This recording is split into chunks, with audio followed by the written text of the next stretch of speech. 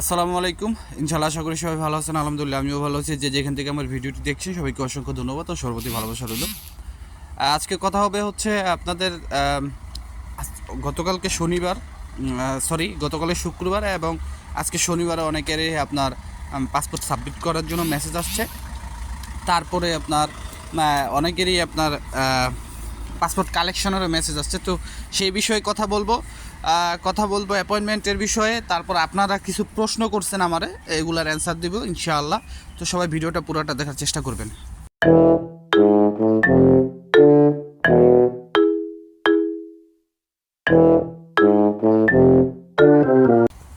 তো সব কিছুর জন্য আলহামদুলিল্লাহ। আজকে আমার হাতে একটা মানে আমার কাছে দুটা ভয়েস পাঠাইছে গ্রুপ থেকে, যেখানে আমি দেখলাম ভয়েস দুটা শুনলাম। আমি আপনাদের সাথে শেয়ার করবো ভয়েসটা। সেখানে দেখলাম হচ্ছে আপনার 2023 সালের ডিসেম্বরে আবেদন করা, 2024 জানুয়ারিতে আপনার নুলস্তা পাওয়া, তারপরে মে মাসে হয়তোবা জমা দিছিল, সেইখান থেকে ডিসেম্বরে পাসপোর্ট ফেরত, রিটার্ন পাসপোর্ট নেয় এবং ইনশাআল্লাহ তার আজকে পাসপোর্ট সাবমিট করার জন্য মেসেজ আসছে। তো চলেন আমরা সবাই তার মুখ থেকেই শুনি, তার ভয়েসটা শুনি, তাহলে আমরা একটু ক্লিয়ার হইতে পারবো বিষয়টা। গ্রুপের সকল ভাই, ছোট বড় ভাইরা সকলকে জানাই সালাম, আসসালামু আলাইকুম। আজকে আমাদের একই মালিকের তিনজন পাসপোর্ট সাবমিট করার জন্য মেসেজ আইছে। এর ভিতরে আমি একজন, আর দুইজন আছে ভাই। 2023 সালের ডিসেম্বরে আবেদন, নুলস্তার উঠছে, আপনার নুলস্তার কাগজ পাইছে আপনার 24 জানুয়ারি 6 তারিখে, জমা ছিল আপনার 24 মার্চে 19 তারিখ, রিটার্ন ডিসেম্বরে আপনার 12 তারিখ। আজকে ভাই মেসেজ আইছে পাসপোর্ট সাবমিট করার জন্য। তো আপনারা সকলেই তার নিজের ভয়েসটা শুনলেন। তো যাক, আমি এতটুকু বলতে পারি যে এখন যে কাজগুলি হচ্ছে আমাদের জনসাধারণের জন্য, আমরা যারা আবেদন করছি আমাদের জন্য অনেক ভালো সুফল বয়ে আনবে হয়তোবা সামনে। বা ভিএফএস গ্লোবাল বা ইতালি এম্বাসি যেই সিস্টেমটা তারা এখন করছে সেটার একটা সুফল হয়তো বা আমরা খুব সামনেই পাবো। যদি আমরা একটু পিছনে লক্ষ্য করি, আমাদের একটা প্রশ্ন ছিল যে ইতালি এম্বাসি কি আপনার কোনো শহর ভিত্তিক কাজ করতেছে কিনা, বা তারা কোনো সিরিয়াল মেনটেন করতেছে কিনা, বা তাদের কাজের যে ধরনটা তারা কিভাবে এই কাজটা হ্যান্ডেল করতেছে, এই বিষয়টা আপনারা আমার সাথে একটু কথা বলতে চাইছিলেন বা আমাকে অনেকে কমেন্টস করছেন।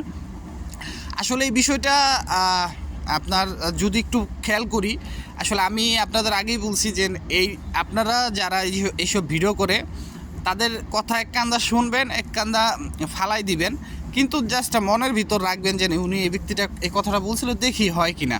বাট এটা শিওর না এটা হবেই, তার আশায় ওইটা কথাটার আশায় ওইভাবে বসে থাকা যাইব না। তো সেই উদ্দেশ্যেই আমি আপনাদের কথাটা বলতে চাইছি যে দেখেন ইতালি এম্বাসি কীভাবে কোন ধরনের কাজ করতেছে, এটা আমি আমার মনে করেন 14 গোষ্ঠীও কইতে পারবো না। এক্সাম্পল আমি আপনাদের বুঝাইলাম যে এটা আমি কেউই বলতে পারবো না। কারণ ইতালি এম্বাসি সম্পূর্ণ তাদের নির্দিষ্ট একটা আইনের ভিত্তিতে তারা চলে। তারা সবসময় আপনি দেখবেন যে আপনাদের যেই নোটিশগুলো দেওয়া হচ্ছে সেই নোটিশগুলোর ভিতরে কিন্তু তারা ইতালির যে ডিক্রিত আইন, ওই আইনগুলার মনে করেন যে সম্পূর্ণ একদম সব কিছুর একটা সিস্টেম করে আলাইতেছে। তো ওই আপনার যে যে নোটিশগুলো তারা দিতেছে, ভিএফএস গ্লোবাল বলেন বা ইতালির এম্বাসির যে দূতাবাস, আমাদের যে বাংলাদেশে যে এম্বাসি, সেই এম্বাসির ভিতর থেকে যে আপনার হইতাছে সেইখান থেকে। তো যদি আপনারা চেষ্টা করেন দেখতে পারবেন সেখানে পড়ে যে তারা যেই সময় যে আপডেটটা দিবে বা যেই সময় যে কাজটা করব, সম্পূর্ণ ইতালি একটা আইনের ভিতর তারা এই কাজটা করে। এবং তারা কিন্তু সেই আইনের যে যেটা আইনের যে ধারা, সে ধারাগুলি কিন্তু তারা উল্লেখ করে দেয়, ক ধারা যত ধারা হোক। এটা কিন্তু তাদের একটা এটা কিন্তু তাদের একটা রেসপেক্ট একটা আইনের প্রতি বলতে পারেন। তারা আইনের বিরুদ্ধে যে কোনো কাজ করবে না। আমরা অনেকেই মনে করি যে ইতালি এম্বাসি আমাদের সাথে দুর্নীতি করতেছে, না, এরকম কিছুই না আমার জানা মতে। তবে আপনাদের মতো হইতে পারে, কারণ আপনারা অনেক ভুক্তভোগী। এখন এই ভুক্তভোগী সিস্টেমটা দেখেন এক সময় হয়তো বা এই সময়টা চলে যাব, এই যে আপনারা যারা ভুক্তভোগী আছেন সবারই একটা ফলাফল আসবে, কিন্তু পরবর্তী সময়ে যদি ফ্লোসি আসে, পরবর্তী সময়ে যদি আমি আপনাদের এতটুকু নিশ্চিত করে দিতে পারি যে 2025-এর যে ফ্লোসির নলস্তাগুলো উঠবে তাদের এরকম ব্যাগ পোহাতে হবে না। তারা 10 থেকে 15 দিনের মাথায় ভিসা পাবে আপনার নলস্তা সাবমিট করার পরে। এটা আপনারা একটু দেখে নিন। তার মানে এতটুকু বলা যায় যে ইতালি অ্যাম্বাসি হয়তো বা কোনো ধরনের তারা শহর ভিত্তিক কাজ করছে, কারণ সব শহরের কিন্তু আমরা আপডেট পাচ্ছি না।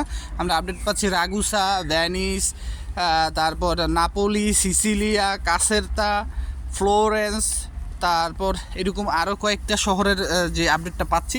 তো সেই ক্ষেত্রে বলা যায় যে হয়তোবা এখানে তারা কোনো ধরনের শহরভিত্তিক কাজ করছে, বা ইতালির পেরপুত্তরাগুলা থেকে যদি যেই ধরনের কাজ করতেছে, মানে তারা যেই ধরনের সাবমিট করতেছে সেই অনুযায়ী ইতালি অ্যাম্বাসি থেকে কাজ করা হচ্ছে। আর অ্যাপয়েন্টমেন্টের বিষয়টা আমি বারবার আপনাদের এই নিয়ে 2-3 বার অ্যাপয়েন্টমেন্টের বিষয়টা ক্লিয়ার করছি। আবার আজকেও আমি একটু আপনাদের বলতেছি যে অ্যাপয়েন্টমেন্টের বিষয়টা যেটা হচ্ছে, অ্যাপয়েন্টমেন্টের বিষয়টা আপনাদের সাথে 24শে অক্টোবর এরপরে যারা নলস্তা পেয়েছেন তাদের শুধু সামনে এপ্রিলে নতুন ধরনের সিস্টেমে অ্যাপয়েন্টমেন্ট দেওয়া হবে, কিন্তু তার আগে যাদের নলস্তাগুলি পেয়েছেন তারা ইমেলের মাধ্যমে করতে হবে। কিন্তু আপনারা যারা এখনও মনে করেন যে অ্যাপয়েন্টমেন্ট পান নাই, আপনারা চাইলে আবার ইমেল করতে পারেন, করে রাখবেন। ওদের পেরেশানিতে আপনি পেরেশানিতে থাকেন না, ওরা একদিন না একদিন এসে দেখবো ইমেল। কিন্তু আপনি যদি না করে থাকেন, ধরেন বাই এনি চান্স আপনার ইমেল করা হয় নাই, তখন তো মনে করেন একটা মুশকিল হয়ে যাবে আপনার জন্য। আশা করি বুঝতে পারছেন। আর কাগজ হয়তো বা এই মাসের 15 তারিখেই ভিতরে বের হওয়া শুরু হইতে পারে, বা আগামী 2-3 দিন পরেই বের হওয়া শুরু হইতে পারে, আমি যতটুকু মনে করি, আমার যতটুকু মনে হয়। তারপরেও বাকিটা আল্লাহর উপরে, ঠিক আছে, যার যা রিজিক রয়েছে। তো সবাই ভালো থাকবেন, সুস্থ থাকবেন, সকলের জন্য দোয়া রইল। আসসালামু আলাইকুম, আল্লাহ হাফেজ।